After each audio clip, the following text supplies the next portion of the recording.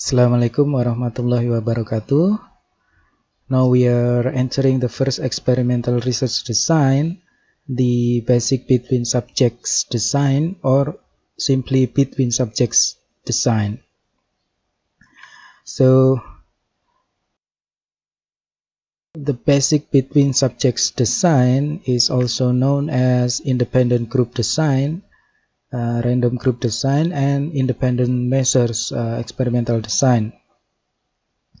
So the general goals of a between subjects experiment is to determine whether differences exist between two or more treatment conditions. So we will have two groups with different participants in this group.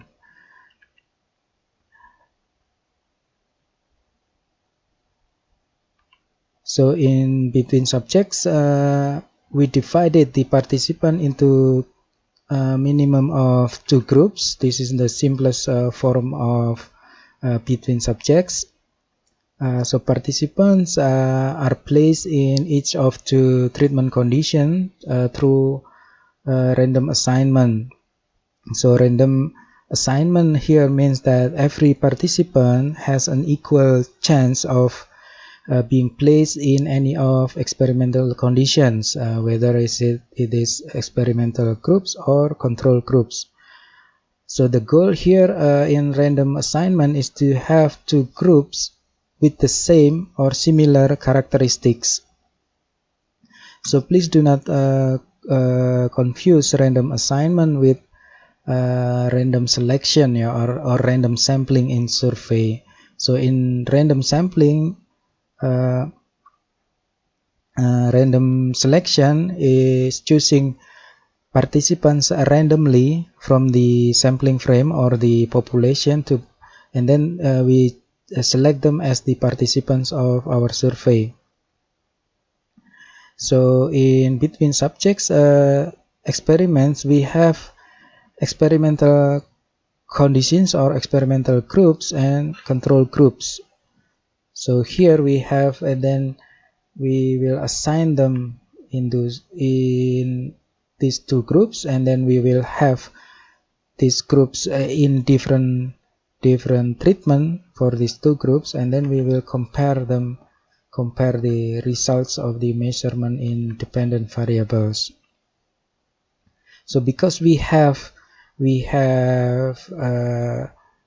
equal conditions between groups, so if there's a difference between these two groups, it should be because of the intervention that we have in experimental group.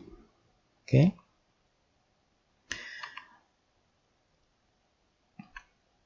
So there are two types of between subjects design, the experimental groups and control group designs, and then we have two experimental groups design. So the differentiation is based on the types of conditions formed in between subjects. We will discuss this in the upcoming slides. So experimental groups and control groups designs. So remember, in between subjects design, we have to have at least two conditions of experiment. So in this design, we have experimental group, and then we have control group. So experimental group is the group with manipulation on independent variable. So control groups is without any manipulation, so just normal. We only have to measure the control group without any manipulation. So for example, we want to conduct experiment to investigate the effects of physical activity on exam performance. So with experimental group and control group design, we could design the experiment like this. The experimental groups will have 15 minutes aerobic exercise, while the control groups doing nothing, no activity, just sedentary. Okay, so with this design we have a potential confounding in the control group. So participants in the control group can have other activity such as studying when the experimental groups exercising. So here we have to make sure that the participants in control group don't do anything that will affect the dependent variables. So this is the potential confounding in this design. Okay, and then in two experimental groups design, both groups receive manipulations.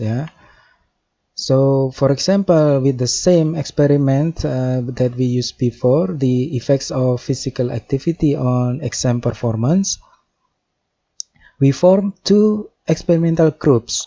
The first one is groups with 10 minutes aerobic exercise, and then the second group is 20 minutes aerobic exercise. And then we compare the results of the exam. So here we don't have the problem that we have before.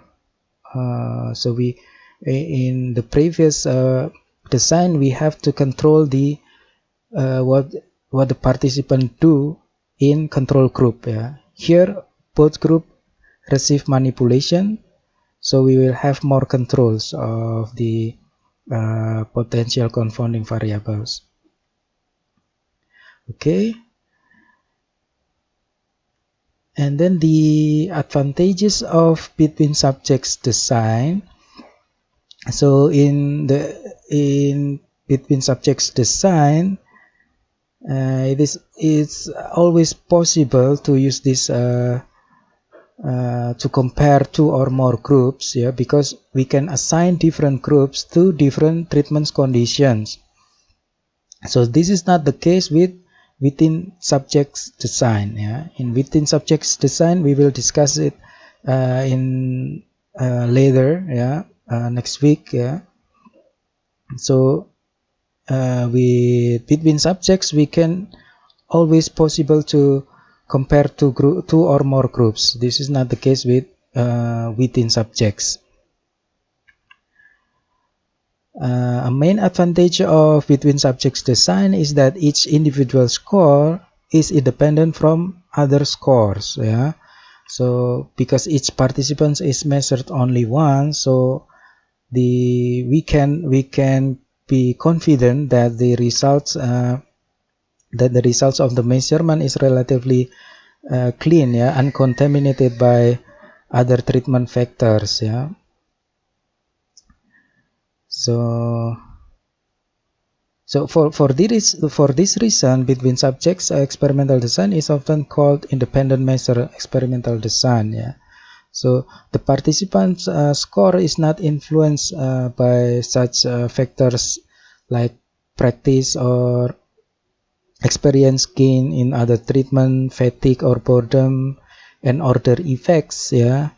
Order effects or contrast effects that results from comparing one treatment to another. This is what happens if we choose within subjects design. So for example, in order effects, one treatment, for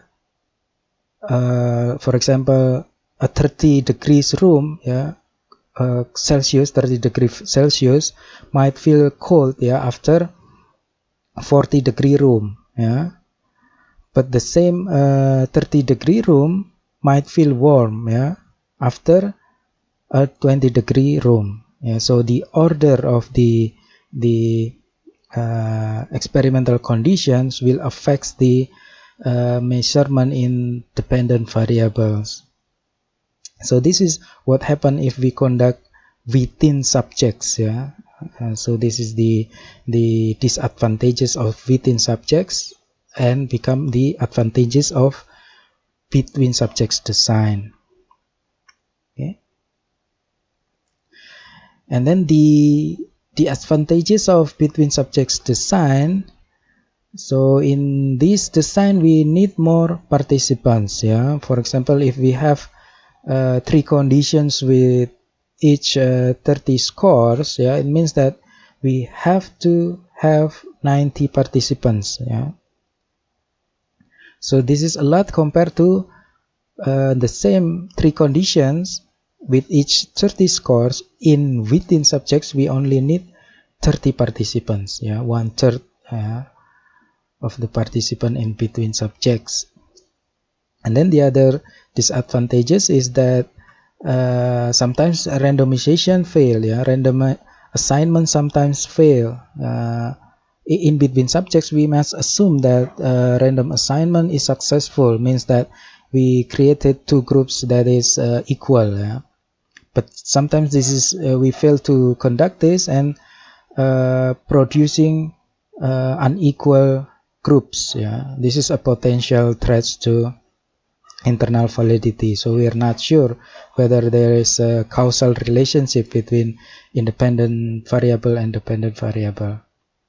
This is called internal validity. Yeah. So